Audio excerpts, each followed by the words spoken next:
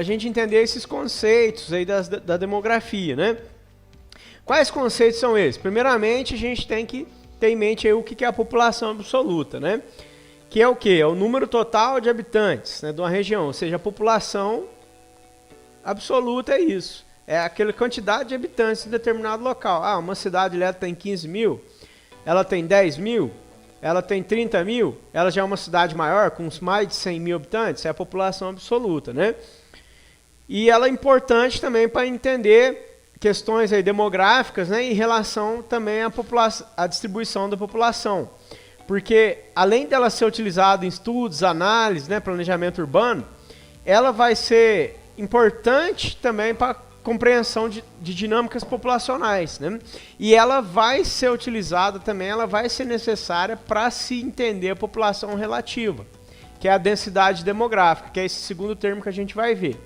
E a densidade demográfica, ela que é chamada de população relativa, ela não é simplesmente aquele número total de habitantes. Ela já vai ser entendido como uma relação entre, né, ela é então, né, como que eu posso dizer? Ela é igual ao quê? A população absoluta dividido pela área, tá? Então, se você tem uma determinada população aí de 100 mil habitantes, e aí estou estipulando aqui uma área de 1000 quilômetros quadrados, tá? Vou dar um exemplo aí, tá? Então você divide aqueles 100 mil habitantes pela área, né, dessa região, e aí você encontra a população relativa ou a densidade demográfica, né? Que é a quantidade de habitantes que habitam por determinada área de determinado local, beleza? Tá? Então isso é a população relativa. Bom, aí nós temos também um conceito de superpopulação ou superpovoamento, né? Que ocorre quando uma área tem mais pessoas do que pode sustentar de maneira adequada, né? É o que acontece aí em regiões metropolitanas, né? Em países, vamos pegar alguns exemplos também, como a Índia, como a China, que tem o Japão também, né? Que tem, pega também aí Nova York, é uma cidade muito populosa, então são lugares que têm uma população muito grande, né? E que pode acabar conduzindo, né, a falta de recursos, né? Também pode levar a pressão sobre serviços e também a degradação ambiental, tá? Em virtude aí dessa questão toda. Temos outros conceitos também importantes, né? Como taxa de fecundidade, taxa de natalidade, taxa de mortalidade, aí tem a mortalidade infantil, crescimento vegetativo, vamos ver cada uma dessas aí. Bom, a taxa de fecundidade, então, é a média de filhos que uma mulher tem ao longo de sua vida, né? Então, aí você pega aí, em geral, as mulheres, tem 2, 3 filhos, 4, é a média, então, de filhos que uma mulher tem ao longo de sua vida, né? Que é um indicador aí que influencia no crescimento da população, tá? Bom, taxa de natalidade é a questão... é relacionado com a questão de nascimento, né? Então, nascimento de uma população por ano, ou seja, né, quantas pessoas nascem por ano, né, em determinada região, em determinado local. Aí temos também a taxa de mortalidade, que aí é o número de mortes, né, por ano, né? Isso aí a gente sempre fala por ano, em relação à população.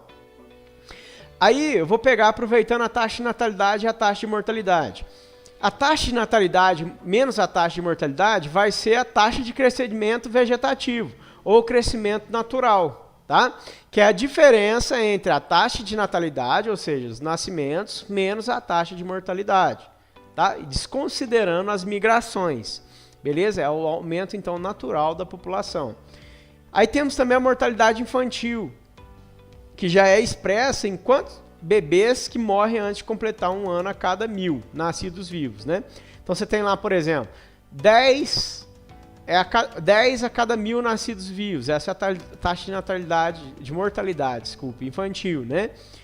100. Se uma população de determinado local tem menos condições ali, condições um pouco piores, questões médicas, né, hospitalares, você vai ver que tem uma taxa de mortalidade infantil maior, às vezes 50, 70 mortes, né, bebês não nascidos, né, ou seja, que morreram, né, a cada 1000 nascidos vivos, tá? Aí temos aí também o saldo migratório, tá? Que é o número de imigrantes que saíram, né? A diferença entre as pessoas que entram e as que saem, tá? Então, os imigrantes que entraram no país e os emigrantes, aqueles que emigraram, que saíram no país em determinado período. Isso aí também interfere na questão do crescimento da população, né? Aí temos aí o crescimento absoluto, tá? Que é o aumento total da população em um determinado período. Aí considera-se tudo, né? Nascimentos, mortes e também a questão de migração. Aí nós temos também a PEA, né? Que é a população economicamente ativa, que é o grupo de pessoas em idade de trabalhar que está empregado ou procurando emprego, né? Então, também inclui aí as pessoas desempregadas. Também muito utilizada aí a PEA para análises econômicas, né, e questões de políticas de emprego. E aí, por fim, né, nós temos a esperança ou expectativa de vida, que é o tempo médio que se espera que uma pessoa viva, né? É um índice aí bem importante, inclusive naquelas questões quando se analisa a idade para aposentadoria, né? Eu acho que também é uma coisa que coloca medo em todo mundo aí, né? Que é aumentar a idade para aposentar. Então é com base na expectativa de vida, na esperança de vida, que eles também elaboram essas políticas voltadas para a questão de previdência social, tá? Beleza? Mas é uma coisa que também nos ajuda a enxergar se a questão, né, a população tem avançado em questão de saúde, né? Porque às vezes as pessoas estão envelhecendo mais, estão vivendo mais, né? Tem essa questão aí também, né? Que faz parte aí também da política do bem-estar, né? Social. Bom, e aí, né, se a gente falando ainda desses conceitos, nós temos que para entender demografia, é importante entender a própria questão de migração, né? A questão de imigração, que é a pessoa que está chegando num lugar, e a emigrar, o ato de emigrar é aqueles que saem daquele determinado país, né? Que aí está emigrando. E aí nós temos também a pessoa imigrante, que é na perspectiva da onde que ela está chegando, ela é um imigrante naquele lugar, né? Aí tem aí, né, as migrações externas, né? Temos também as migrações internas, não só aquela internacional, mas aquela que ocorre dentro do próprio país ou dentro de uma própria região. Aí nós temos também o êxodo rural, né, que é aquela população que sai do campo, que é um fenômeno muito relacionado à urbanização, à industrialização, né, onde muitas pessoas deixaram o campo e foram para a cidade, né? Então é o êxodo rural, né? Ou migração campo-cidade. Aí nós temos também o êxodo urbano, né? Que pode ser as pessoas deixando os espaços urbanos.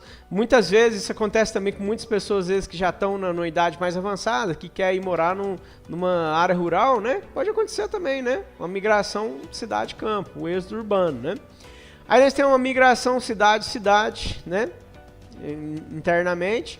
A migração pendular, né? O que é a migração pendular? Como que a gente entende ela, né?